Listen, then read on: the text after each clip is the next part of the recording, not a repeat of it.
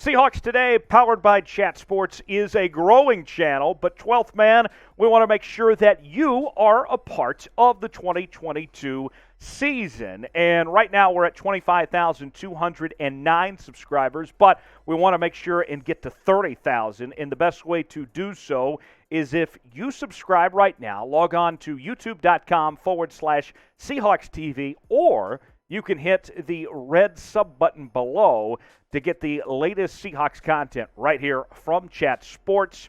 And when you do so, make sure to turn on those notifications so you can be the first to see our latest Seahawk videos.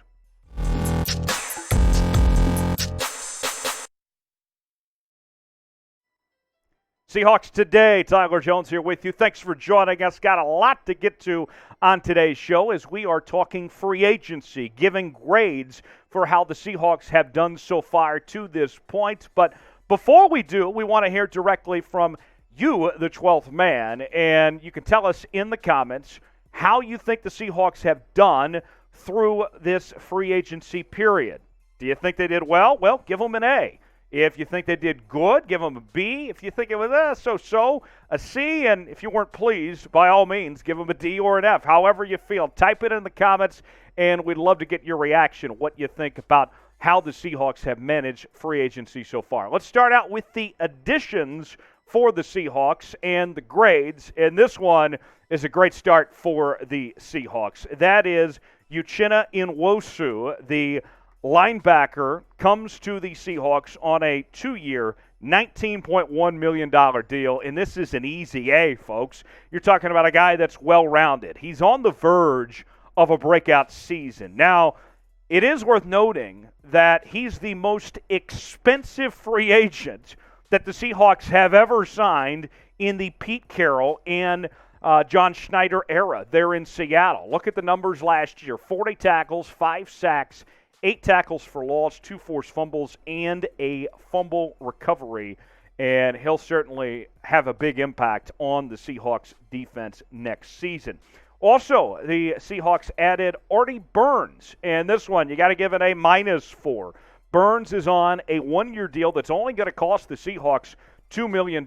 Last year he had 23 tackles and 6 pass breakups. Burns earned a high coverage grade from Pro Football Focus this past year, 85.1, and allowed an 89.8 passer rating as the nearest defender. So very good numbers there from Artie Burns on that front. Moving on, let's go to the defensive line now. Quinton Jefferson, the defensive tackle. I give this grade about a B+, and here's why. We're talking about a guy that is returning to Seattle, coming off his best season of his career with the Las Vegas Raiders, and he provides some depth on the defensive line for the Seahawks there. So far, so good. The grades looking pretty reasonable for this Seahawks team. Let's go ahead and move on.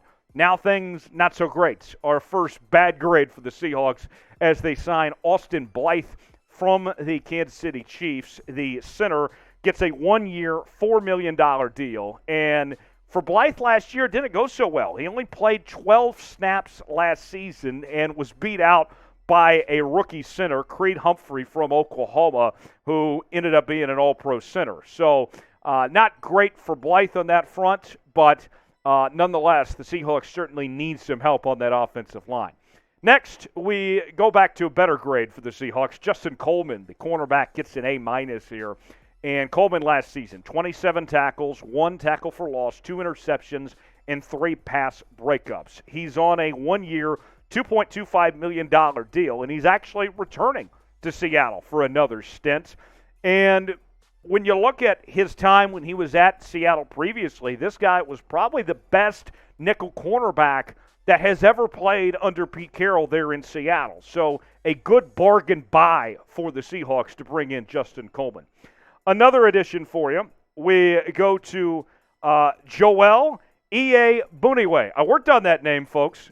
Give this one about a B- for Joel. Not much production this past season. More so a special teams guy. The cheap price can't hurt for Joel. He's just on a 1-year, $1.8 million deal. So the way I look at this, guys, of these additions, although most of them look pretty good. I don't think the Seahawks were aggressive enough necessarily.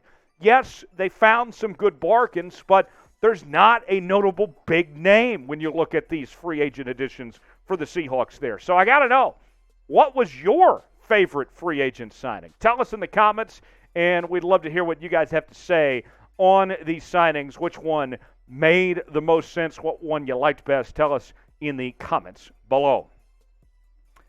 Now, let's talk about guys that the Seahawks retained this offseason, and it begins with Quandre Diggs, and boy, was he special over this past season. You're talking about a guy that's gone to back-to-back Pro Bowls now. He's just 29 years old, coming off his best season of his career.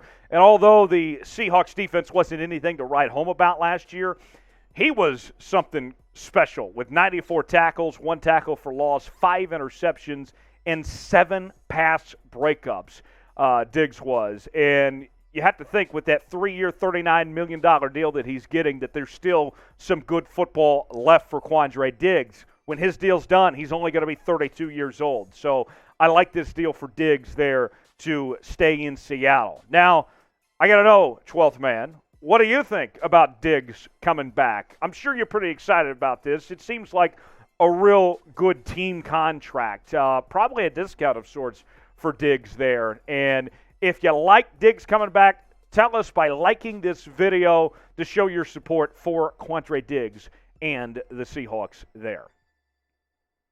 Moving on now. Outwood, the defensive tackle, he gets an A- grade here for the Seahawks, and he's coming off the best season of his career. You look at the numbers on your screen right now. The guy had 50 tackles last year, 1.5 sacks, 3 tackles for loss, and 3 pass breakups. A really good year for Outwood, and he's not going to cost a whole lot. That's why we give this an A-, is because it's just a 2-year, $9 million deal for Outwood. So another team-friendly contract. Another one for you. Let's go to Sidney Jones IV, if I know my Roman numerals correctly here. He gets an A- grade. You're talking about with Sidney Jones, he's very young, just 25 years old, and he did not allow a touchdown in the last 6 games of 2021. 10 pass breakups, 1 tackle for loss, and 66 tackles. So very good numbers there when it comes to Sidney Jones. Now, before we tell you more about what we have in regards to these grades with the Seahawks, we want to make sure that you are subscribed to Seahawks Today, powered by Chat Sports. Check us out, youtube.com/Seahawks TV, or hit that red sub button, and you'll get the latest Seahawks videos right there in your inbox. Make sure that notification bell is turned on. Couple more for you. Now, this one not as great for the Seahawks here. Will Dissly, the tight end, we're going to give this one about a C, and for a couple reasons. You're talking about the Seahawks giving him a 3-year, $24 million deal. That's a lot of money for a guy that's had injury issues. He's not a great receiver either, but he'll be the best blocking tight end that the Seahawks have, as Noah Fant, who they brought over in the Russell Wilson deal, was somebody that the Seahawks are seeing as more of a receiving threat. And so Dissly's going to be the complement, do the things that Fant can't, essentially. They'll have to play off one another there. So a lot of money, $24 million over 3 years. We'll give this one a C. How about Kyle Fuller? He's back, and this is my only F that I'm giving out for the whole day. I'm being nice, just giving one F here. He plays that center and guard spots, but when you look at Fuller, he was the worst offensive lineman on this team last year. Seattle already has better options when it comes to center and guard. This one absolutely made no sense whatsoever why you would even bring Kyle Fuller back to the Seattle Seahawks, but nonetheless, he's there, and he's getting paid a 1-year deal worth $1.19 million. Not great for Fuller. Now, we'll end on a positive note when it comes to those retained players, and that is Rashaad Penny. A+ for bringing back Penny. And the deal on this one is very team-friendly for the Seahawks. 1 year, $5.75 million, a discount deal for a guy that averages over 6 yards a carry. He's looked very good when he's been out there. Look at the numbers last year, and in those last 5 games, over 7 yards a carry, 6 touchdowns in those 5 games, 671 yards. Compared to the first 32 games of his career, he had 901 yards and 5 touchdowns. His yards per carry went way up from 4.8 to 7.3. That makes his average per carry for his career over 6 yards. I really like what Penny can do. It's just a matter of if he can stay healthy or not. So what I look at for the Seahawks is that they did a good job of retaining free agents. Now, obviously the Russell Wilson thing was a trade, and Bobby Wagner was released. But when it comes to retaining guys, the Seahawks took care of business and did what they needed to do. And for the most part, they signed these guys to some pretty team-friendly deals. But overall, when it comes to free agency, they didn't reach into the market, into the well enough, in my opinion, as far as it goes to the overall grade, which we'll have for you in just one moment. But before we do that, let's talk about the players that they lost in free agency. DJ Reed, the cornerback, goes to the Jets. Jamarco Jones, the offensive lineman, goes to the Titans. And Gerald Everett, the tight end, goes to the Chargers. And if you went through what we talked about in just a few moments ago with the additions, you can see that about every guy has potentially been replaced at this point. So not the end of the world that you lose these 3 guys there. So my final grade before we get to that, I got to tell you, Russ and Wagner, big losses. Free agency, they did what they needed to do. They did not lose guys here in free agency. They kept what they needed. But Russ and Wagner, those situations obviously weren't free agency. One was a trade, and the other was involving a release there on Wagner's part. So before we get to the big grade, the overall grade, I got to know from you, 12th man, grade the Seahawks free agency signings. Type A, B, C, D, or F. Let us know what you think when it comes to how the Seahawks performed in free agency. Now, the moment you've all been waiting for, my grade for the Seahawks. I give them a C here. And I know some of you might be saying, Jonesy, you're a tough critic here. A C?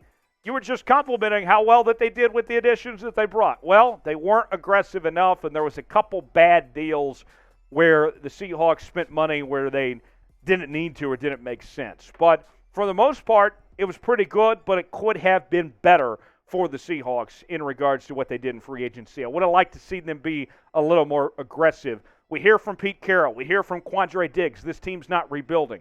Well, show it. Go out there and spend some money. That's not something they necessarily did when it came to this free agency period.